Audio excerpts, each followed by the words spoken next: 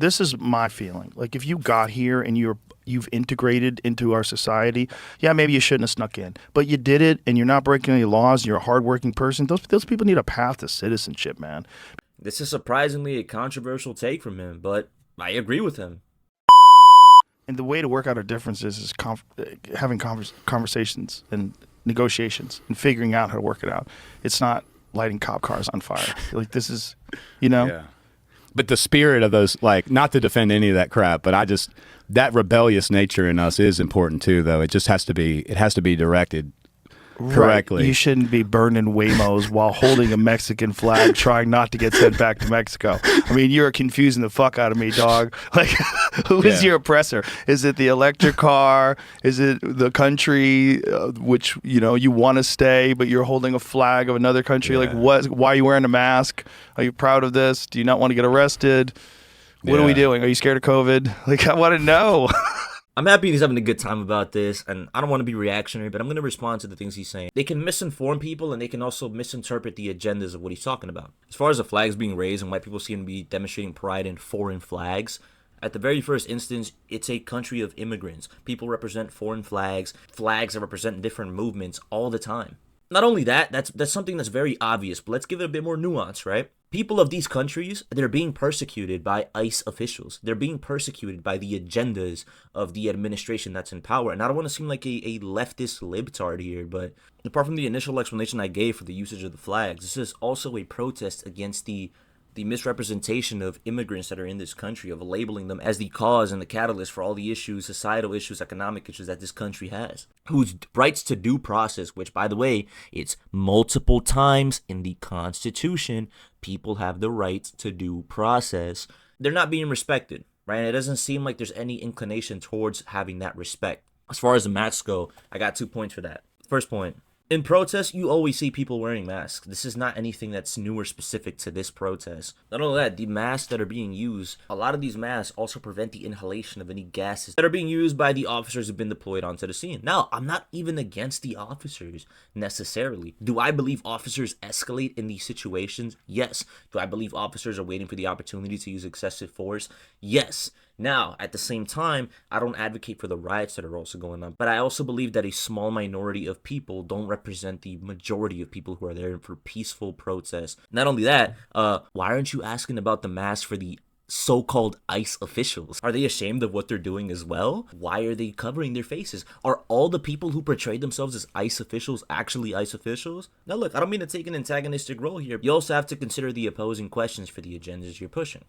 A lot easier to accuse you and 30 other different nationalities of people who are all very culturally different and unique and just call all of you white people and then pick the worst thing that one of those nationalities did and just cast it among the whole group. But it happens with every ethnicity, every identity. The goal is to like put everyone in the world in one of 3 or 4 buckets and then hopefully figure out how to just put all of them into one bucket eventually. It's like it's so much easier to control 2 or 3 different types of people than it is 30 or 40 or 100 or 1,000, Not sure where he was going with that at the end, but what a concept, right? Media sensationalizing a group of people, misrepresenting a minority of people to maximally represent the entire group. What a concept. It's almost like you guys were laughing at that a few minutes ago. Now look, I might be exaggerating slightly what they were saying, but at the same time, the concept still holds. The sensationalizing of the group of people that is being oppressed really happens. And this sensationalizing causes people to shift the entire blame of everything onto a large group of people, misrepresenting a small group of people, and sensationalizing individual acts. So when it comes to this development of knowledge on behalf of Joe Rogan's guests, it's interesting to see how they were kind of dismissing the objectives of the protests that were going on prior, and now they're developing some sort of realization, not realizing how analogous it is to the protests they were talking about moments prior. Which is also, I think, why they never fix the problems that ail our inner cities. They want to keep that conflict. I really believe that. Because if somebody wanted to have a better, stronger economy, the first thing you would do is you want more people in the workforce. So you'd want less people that are disenfranchised, completely out of society, felons, all that stuff. That doesn't do anything but cost the country money, right? Unless you have private prisons. Now, in private prisons, those people become a business, and then that business contributes to the escalation of laws. And they want to make sure that laws stay in place because that way their business is always full. They have plenty of customers. Their customers are human beings that they turn into batteries to generate money. That's what it is. It's like those people, every person they have in there, they get more money, which is wild. Let's take a second to appreciate the face he's making there, but I do agree with this point. I don't dislike Joe Rogan. I don't want that narrative to be there, but there is definitely a neglect for inner city conflicts in the name of who knows what profit are they making? Like you mentioned, private prisons is one of them. We've seen acts of people cleaning up their streets, quote unquote, right? We saw this in California when I think specifically San Francisco, where they cleaned up the streets because the president of China was coming over. So there is some efficiency there. There's things that can be done to make things clean, quote unquote. It's just they don't want to do it. Why don't they want to do it? Is it neglect? Is it profit? Who knows? But this is a good point to raise, right? And the problem with meritocracy is that some motherfuckers will go for it.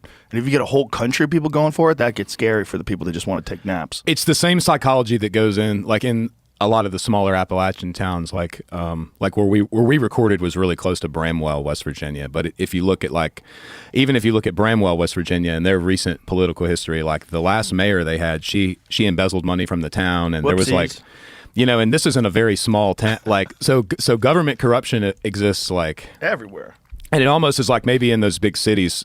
I understand definitely that I think things are intentionally neglected, like to create chaos and to create this, like you said, this need for more resources and more.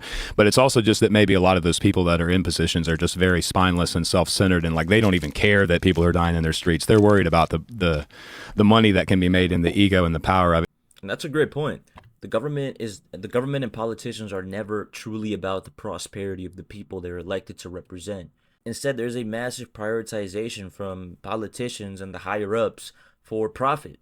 There's a lot of agendas that are constantly suppressed. There's a lot of topics that are constantly overlooked intentionally, right? Why does nobody ever talk about the military-industrial complex? Why does nobody ever talk about why we're the only first world country that has our form of lobbying, right? You want to talk about agendas and things that actually truly impact people instead of focusing on immigrants and blaming immigrants for the societal and economic issues we have. Why don't we talk about those two things, right? Oh, because those are perhaps the two things that, are very profitable for those in power. So why would they talk about it? So it's interesting to see the inconsistency when it comes to dismissing government agendas when, we just accept some agendas that are pushed our way. We accept the sensationalizing of certain things that come our way. And realistically, it's really just a party thing. It's really just a left versus right thing. We just see what we want to see. We claim that there's agendas when we want to see them. Very rarely is there anything that's a bipartisan agreement like the Iran-Israel war that's going on. And it's not bipartisan. Well, it is bipartisan, actually. It's bipartisan just in a paradoxical way between elected people and voters. Voters are completely against the war. Elected officials are completely for the war. So it's very interesting to see that. It goes back to kind of what I said in that ARC speech about lack of leadership. I just see that, like, if we had people in big cities or in small Appalachian towns that had like a real backbone to them and like and they were in a real position of like leadership where they wanted to fix things, that a lot of that stuff would get addressed and covered. But we just don't have the right people in power, maybe even is what it is. Even in local and state government. The right people don't run. They don't want that job, man. They don't want that smoke. They don't want people attacking them. They don't want any of it. The right people are the people that don't want to be president. It's almost like they've made these positions only appealing to people who are like sociopaths. Sort of criminals, sociopaths or criminals. Yeah. For real. Like, who the fuck wants to run everything? You got to be crazy. Yeah. I don't even like running my whole house. I don't like having employees. It's too much responsibility. What do you think would happen if just some normal people ran the country, though? Like just some average Joes. Like, what if me and you just went and if you ran for president? What would happen? We'd get killed. We'd get put in a fucking convertible. They would definitely shoot. They would definitely be able to hit my big head. That's for sure. Yeah, they wouldn't. My head's not that little either. You want a cigar? Yeah, let's do it. People in power have always been horrible. Yeah. People, when they get unchecked power, have always been horrible. That's why directionally, like this whole no kings protest that's supposed to go down on Saturday, directionally, it's correct. Like, you don't want kings, you don't want oligarchs, but who's funding it? Well, it turns out it's funded by an oligarch. It's funded by a lady worth $20 billion who's the heiress to Walmart, Walmart, a company that employs cheap labor and sells a lot of stuff from China that would be affected by tariffs. You know, it's like that with all of them, though. It's like that with everything, man. Everything is like it presents as being this moral situation. Like they're really looking out for you. They're really looking out for people. They're never really looking out for people. There's always some primary profit motive that's causing any organized thing. It's never for the human race. Unless the people are all on mushrooms. It's never for the human race. And until mushrooms get legalized, that's probably never going to happen. And that's the real battle. The real battle is what gets legal first, AI or mushrooms. You know? Yeah, it's both of us will lead towards God. Both of them will lead towards God, but one with a completely different outcome. It's going to take me like 4 or 5 times listening to it to be able to talk about it. But I've went back and listened to the maps of meaning on Audible, and it's one of Jordan's earlier works, you know, and he's talking about society and how it's structured, and basically talks about like the motivations and the origins of why people always resort to evil. You know, like in this, I mean, we talk so much about the Holocaust, but not at all about all the other horrible tragedies that happened there at the same time. But even like talking about with Russia, like just think about the Soviet Union and what happened there and how easily people were turned against. It's just, this little moment in time we're in, it's just so, we should just be so thankful for it, even though it is mass chaos right now. Like the fact that people are allowed to speak freely and do things and have the influence and power they do is just nuts when you think about. You're right. I mean, it's the same crazy people that we're arguing about today have always existed in different forms and with different names and faces. But we're better off today than anybody else in human history, and this is a struggle and it is a battle. But I think we can come out of this on the other side if we all realize that we're being played against each other, and that's where it's important. You know, when you're paying people to protest, you're leaving pallets of bricks around, and you're organizing the whole thing, and you're shipping people in on buses, and you're making sure that all the people show up at a certain amount of time, and they're all compensated, and you give them water and snacks. Like, we got to realize what's going on here. This is not for you. When you light your city on fire and you burn cop cars, it's never good. It's not good for you. It's not good for the cause. They're not going to change the laws. One thing that I heard from Trump today that I thought was very promising is that he wants to make an executive order where people that are here for a long time, that have been like working on farms, that are undocumented, that they won't be targeted and that they'll be exempt from all this stuff. It's interesting how he brings up a point of how the leaders, how there's always been these same form of leaders, that they come back and it's always kind of a similar struggle, but that they're trying to paint us against each other and that they're kind of manipulating how we do our protests. It's amazing how he paints his picture, and it was a really good portion of the conversation.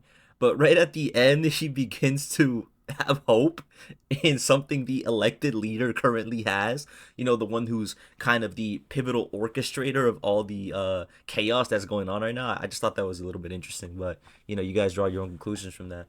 They really will just promise always, and they will never deliver. This is the most basic understanding of politics that you can get. The sooner you understand that, the better off you'll be. Now, will Trump deliver on this little array of hope? I completely doubt it. I hope he does for the good of the people that really need it, but I completely doubt it. It would just be a radical 180 change from the radical agendas that him and his administration and the people he placed in power have been pushing. I doubt it'll happen, and I doubt they'll be okay with it. This is my feeling. Like, if you got here and you've integrated into our society, yeah, maybe you shouldn't have snuck in, but you did it, and you're not breaking any laws. You're a hardworking person. Those people need a path to citizenship, man. Because if you don't, then they're just preyed upon by people that will take advantage of the fact that they're undocumented and not pay them what they're legally supposed to pay them, and not give them benefits if they're legally supposed to have benefits, and they can't say anything because they're worried that immigration is going to get called on them. So these people are in this constant state of anxiety, and then they hear about the ICE raids, like at Home Depot. Like, what the fuck? Yeah, man? there was a big ICE raid at the Facebook data center job not far from my place, where I used to have to go when I was at Facebook data center ICE raid. Yeah, at the Facebook project. It's in it's not far from me in Virginia. I think it's technically would be South Boston. I think it's technically in ICE South didn't Boston. bribe, or Facebook didn't bribe ICE. There's if I was Facebook, I would have fucking bought ICE some new cars. There's a big job site that I used to have to go on that's in the southern part of Virginia, like not far from North Carolina. And somebody was sending me pictures there from the other day, but they had a big ICE raid, and there was dudes like running through people were just escaping the job, like running away from the job and stuff. It's nuts. But why? Like, gang members, yes. Criminals, yes. This, why? Like, I think, as crazy as it sounds, the only way to do this and look like you have a heart is evaluate people on a case-by-case basis. Well, I'm not sure how several Joe Rogan fans will take the message he just delivered here at the end, but this is the point that many people were trying to push when it came to illegal immigration, because people, again, they think that it's an umbrella issue, that people think that it's all immigrants, they're the problem, they're causing the societal, economical problems, they're not going to assimilate into our culture, or if we import the third world, we get the third world. There are these many talking points that just get exacerbated, and they make people believe that they are at fault for all the problems we have in a nation. That's not what's going on. Never mind even how you feel about them, but just how they're being persecuted as well. It's not something that's representative of the United States of America, the first world country, the global superpower. It's not something that's representative of that. But, you heard the man himself, right? What can I say?